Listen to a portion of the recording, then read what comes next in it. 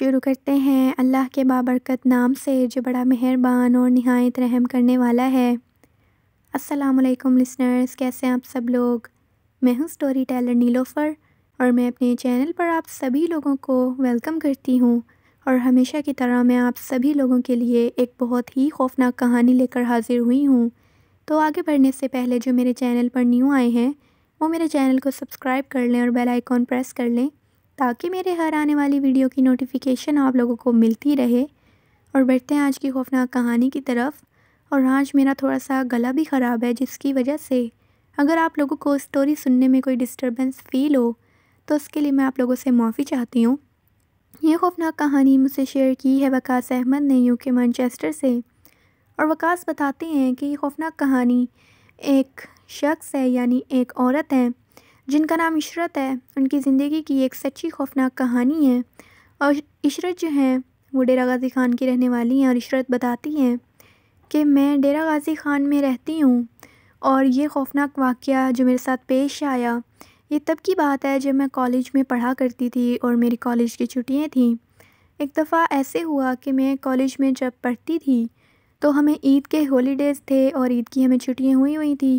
تو ہم ہر ہالیڈیز میں اپنے نانا ابو کے گاؤں میں جایا کرتے تھے، جو کہ ڈیرہ غازی خان میں ہی ایک چھوٹا سا گاؤں واقع ہے۔ تو نانا ابو کے گاؤں میں نانا ابو کا گھر الگ ہوتا تھا اور ماموں کا جو گھر تھا وہ الگ تھا، تھوڑا فاصلہ تھا دونوں گھروں میں۔ تو ہم جب ماموں کے گھر جایا کرتے تھے، نانا ابو کے جایا کرتے تھے، تو ہم ادھر سے ادھر گھومتے رہا کرتے تھے، اکیلے ادھر سے ادھر گھر میں چلے جایا کرتے تھے۔ نہ کوئی روکنے والا ہوتا تھا اور نہ ہی ہمیں ڈر لگتا تھا اکیلے آنے جانے میں۔ تو ایک دفعہ میں ایسے ہی ہالیڈیز میں اپنے نانا ابو کے گھر گئی ہوئی تھی، اور ہم لوگ بہت زیادہ انجوائے کر رہے تھے، کزنس ساری ہم لوگ بہت انجوائے کر رہی تھی۔ اور جب میں نانا ابو کے گھر سے ماموں کے گھر گئی اپنی کزنس کے ساتھ، تو میں وہاں سے ان کے ساتھ کھیل کر انجوائے وغیرہ کر کے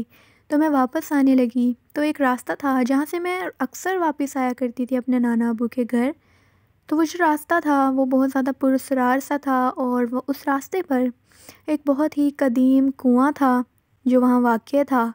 وہ کنواں بہت پرانا تھا اور وہ کنواں سوکھا پڑا ہوا تھا، وہاں کوئی آیا جایا نہیں کرتا تھا اس کنویں کے آس پاس، کیونکہ سب لوگ یہی بولتے تھے کہ اس کنویں کے پاس جنات ہیں، جنات کا بسیرا ہے، اور جو بھی اس کنویں کے پاس جاتا ہے وہ جنات اسے تنگ کرتے ہیں اور یہاں تک کہ اسے جانی نقصان بھی پہنچا دیتے ہیں۔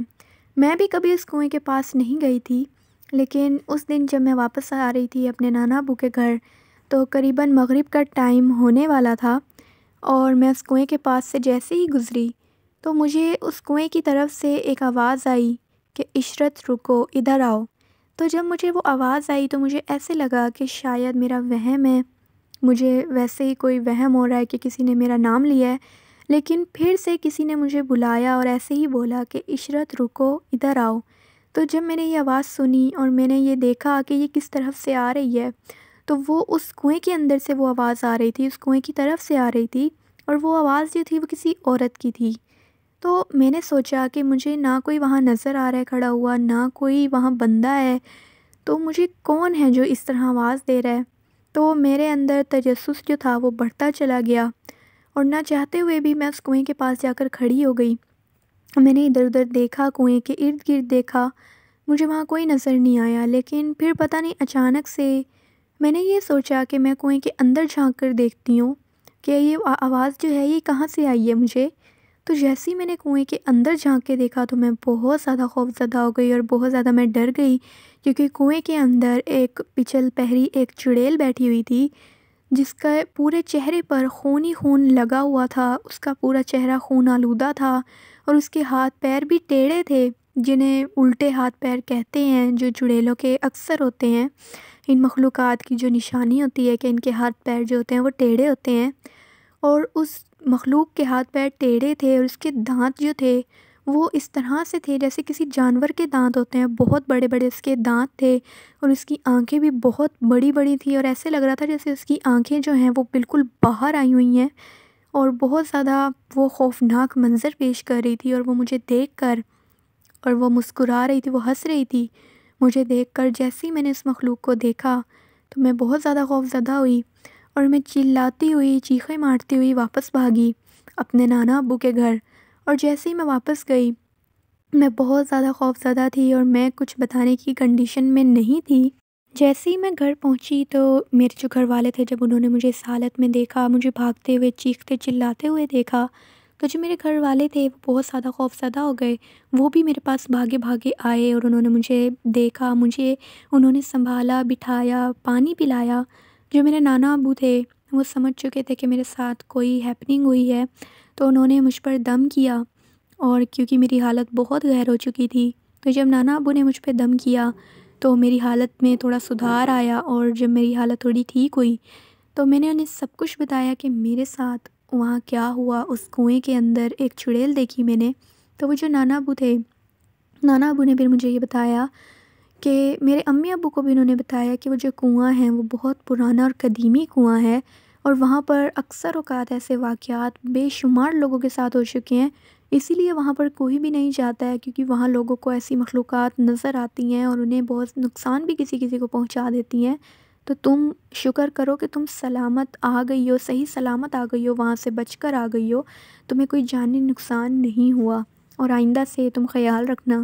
کہ اس کنویں کے پاس تم مت جاؤ۔ تو اس کے بعد سے میں ٹھیک تو ہو گئی تھی اس واقعے کے بعد، لیکن اس کے بعد میں نے نانا ابو کے گاؤں میں جانا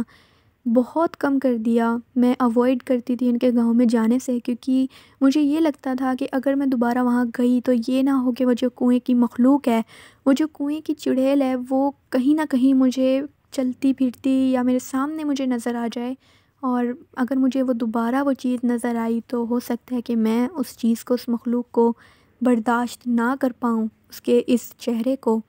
میں برداشت نہ کر پاؤں اور میں اپنے حواس جو ہے وہ کھو دوں۔ تو اسی وجہ سے میں نے ان کے طرف جانا، نانا ابو کے گھر جانا بالکل بند کر دیا۔ اور یہ خوفناک کہانی تھی جو میرے ساتھ شیئر کی یو کے مانچسٹر سے وقاص احمد نے۔ تھینک یو سو مچ وقاص آپ کا یہ خوفناک کہانی شیئر کرنے کے لیے۔ لسنرز، آپ لوگوں کو آج کی یہ خوفناک کہانی کیسی لگی ہے؟ اپنا فیڈ بیک مجھے ضرور دیجیے گا، اور میری جو خوفناک کہانی ہے جو میں آپ لوگوں کے ساتھ شیئر کرتی ہوں، اتنے بے شمار واقعات جو میرے لسنرز کے ساتھ ہوتے ہیں وہ شیئر کرتے ہیں، ان خوفناک واقعات سے، خوفناک کہانیوں سے آپ لوگ کیا سبق سیکھتے ہیں؟ اب وہ بھی فیڈ بیک مجھے ضرور دیا کریں، وہ بھی مجھے ضرور بتایا کریں کہ آپ لوگوں نے ان کہانیوں سے کیا کچھ سیکھا ہے، اور آپ کیا کیا چیزیں اب اوائڈ کرنے لگے ہیں۔ اپنا اور اپنے بچوں کا خیال رکھا کریں، اپنے فیملی والوں کا خیال رکھا کریں، اپنے بچوں کو رات کے وقت باہر اور اوپر مت جانے دیا کریں، اور اکیلے تو بالکل بھی مت جانے دیا کریں۔ کمرے میں اپنے بچے کو اکیلے نہ چھوڑا کریں، کیونکہ ہمیں نہیں پتہ ہوتا، بچے کبھی کبھار اس طرح سے پریٹینڈ کرتے ہیں کہ وہ کسی کے ساتھ کھیل رہے ہیں یا کسی کے ساتھ باتیں کر رہے ہیں، اور ہمیں ایسے لگتا ہے کہ وہ ان کا صرف ایک امیجینیشن ہے، لیکن ایسا نہیں ہوتا ہے۔ کبھی کبھار بچے کسی ایسی مخلوق سے بات کر رہے ہوتے ہیں جو ہمیں نہیں پتہ ہوتی، ہمیں نہیں نظر آ رہی ہوتی، لیکن وہ مخلوقات بچوں کو نظر آ رہی ہوتی ہیں، ان سے باتیں کرتی ہیں۔ اپنے بچوں کا ضرور خیال رکھیں، اپنے فیملی والوں کا خیال رکھیں، انہیں بھی ان چیزوں سے آگاہ کریں، بتائیں، اور انہیں بھی ان چیزوں کو اوائڈ کرنے کی آپ تلقین کریں۔ اور میں پھر حاضر ہوں گی ایک اور خوفناک کہانی کے ساتھ۔ آپ لوگ بھی اپنی خوفناک کہانی شیئر کر سکتے ہیں نیچے کامنٹ باکس میں اور میرے ای میل آئی ڈی پر، جو آپ لوگوں کو ڈسکرپشن باکس میں مل جائے گا۔ تب تک کے لیے اسٹے ٹیونڈ۔ اللہ حافظ، اللہ نگہبان۔